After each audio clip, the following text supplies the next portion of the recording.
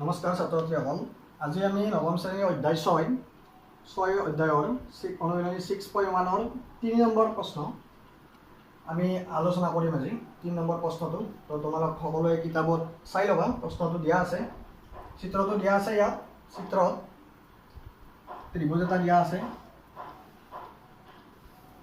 ত্ৰিভুজটোৰ নাম PQR। ইয়াত দুই মূৰে আগুৱাই দিছে। এইফালে দিছে নাম বিন্দুটোৰ S আৰু এইফালে বিন্দুটোৰ নাম দিছে T। দিয়া আছে এংগুল PQR এই কোণটো PRQ এই কোণটোৰ সমান, আৰু দেখুৱাব লাগে এংগুল PQS এই কোণটো PRT এই কোণটোৰ সমান বুলি আমাক দেখুৱাব দিছে। তো আমি অংকটো কেনেদৰে কৰিম চাই লওঁ। তো আমাক দিয়া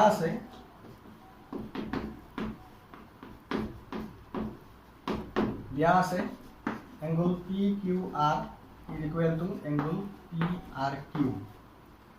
এতিয়া আমি কেনেদৰে কৰিম, চিত্ৰৰ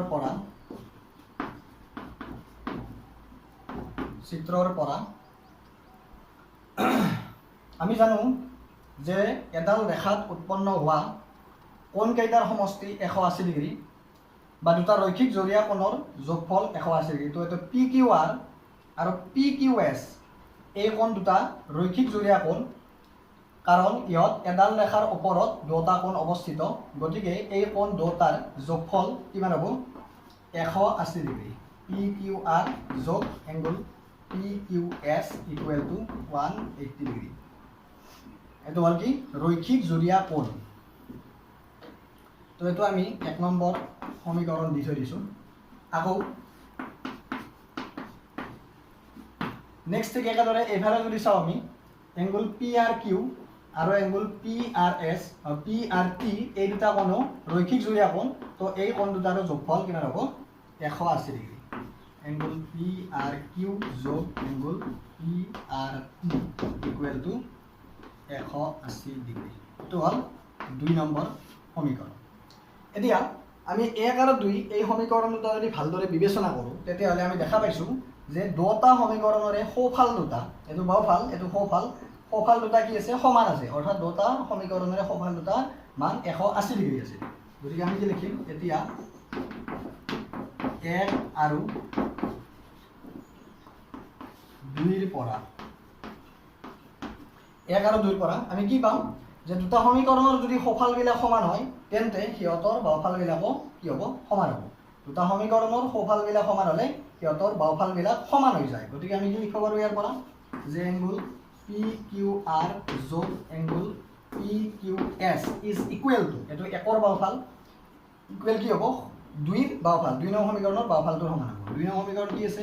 বাওঁফালটো PRQ যোগ PRT।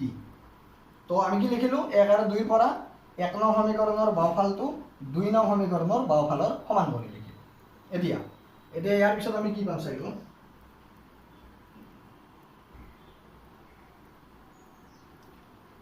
তো এইবাৰ আমি কি পাম? আমাক যিটো প্ৰশ্নত দিয়া আছিল যে এংগুল PQR আৰু এংগুল PRQ এই কোণ দুটা পৰস্পৰ সমান। তো আমি কি লিখিম? এই PQR আৰু PRQ দুটা কোণ একে কৰি লিখিম। হয় দুটা কোণ আমি PQR কৰি লিখিম, নাইবা দুটা কোণ আমি PRQ কৰি লিখিম। কাৰণ আমাক দিয়া আছিল যে PQR আৰু PRQ দুটা কোণ সমান।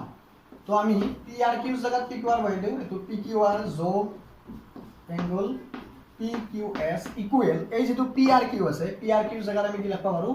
ইচ্ছা কৰিলে PQR লিখিব পাৰোঁ। কাৰণ আমাক প্ৰশ্নত দিয়া আছে যে PRQ আৰু PQR এই কোণ দুটা পৰস্পৰ সমান। যোগ কি আছে? PRT angle PRT। এতিয়া আমি কি পালোঁ যে দুটা সাইডৰে এইটো PQR এইটো PQR, দুটা সাইডে যেহেতু দুটা PQR আছে, আমি এই দুটা কেনসেল কৰি দিব পাৰোঁ। PQR কেনসেল হৈ গ'ল। তো থাকিল কি? Angle PQS equal angle PRT। তো এইটোৱে আমাক প্ৰমাণ কৰিব দিছে।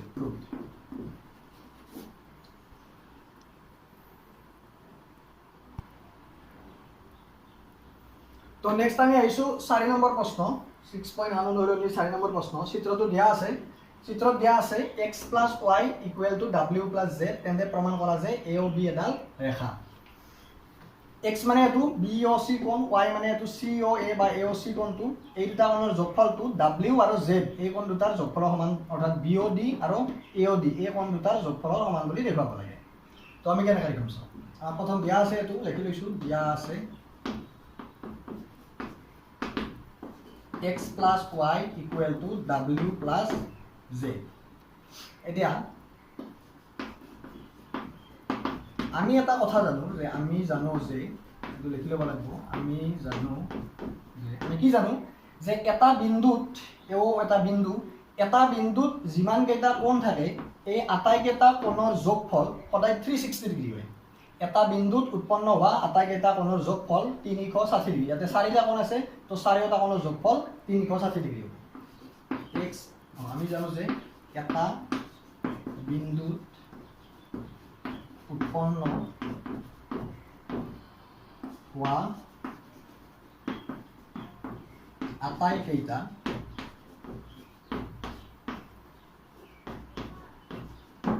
কোণৰ যোগফল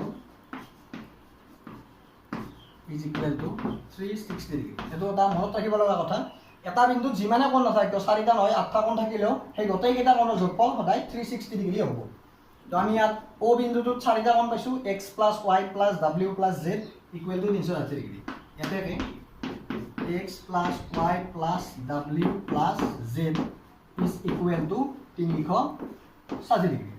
এতিয়া আমাক কি দিয়া আছে যে x আৰু y যোগফল যিমান, w আৰু z ৰ যোগফল সিমানেই হ'ব। x আৰু y কোণ দুটাৰ যোগফল যিমান হ'ব, w আৰু z এই কোণ দুটাৰ যোগফল সিমানেই হ'ব। গতিকে আমি ইয়াত কি লিখিব পাৰোঁ, এই যিটো w plus z আছে, এই w plus z ৰ ঠাইত আমি x plus y বহাই দিব পাৰোঁ। w plus z ৰ ঠাইত আমি কি বহাই দিলোঁ, x plus y। যেহেতু আমাক দিয়া আছে এইটো x plus y equal to w plus z, গতিকে w plus z ৰ জেগাত x plus y বহাই দিলোঁ। এতিয়া w plus z ৰ জেগাত x plus y বহাই দিয়াৰ পিছত আমি কি পালোঁ, x পালোঁ দুটা, x plus x, y পালোঁ দুটা, y plus y। তো x দুটা যোগ কৰিলে কি হ'ব, x plus x twice x আৰু y plus y যোগ কৰিলে কি হ'ব, twice y equal to 360 degree. এতিয়া এই দুটাৰ পৰা যদি আমি দুইটো কমন আনো কি থাকিব, x plus y equal to 360 degree.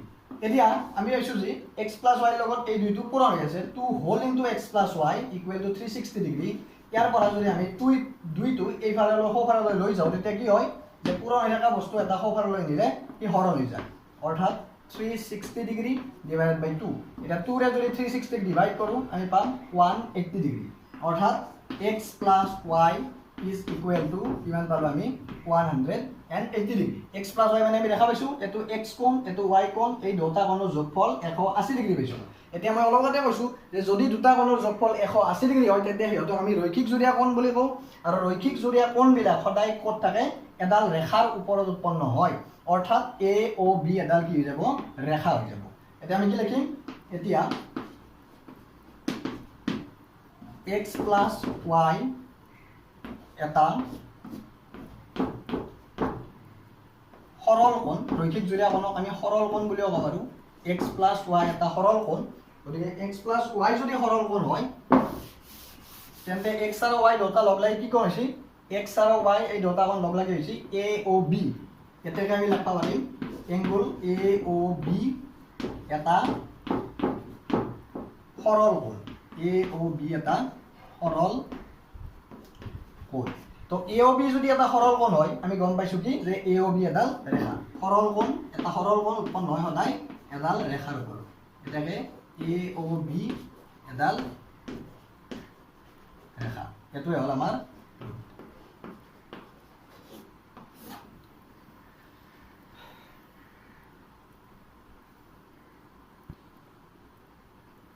তো ধন্যবাদ ছাত্ৰ ছাত্ৰীসকল, আজিৰ ভিডিঅ'টোত ইমানেই আছিল। আমি নেক্সট ইয়াৰ পিছৰ ভিডিঅ'ত 6.1 বাকী থকা অংককেইটা কৰিবলৈ চেষ্টা কৰিম। ঠিক আছে, ধন্যবাদ।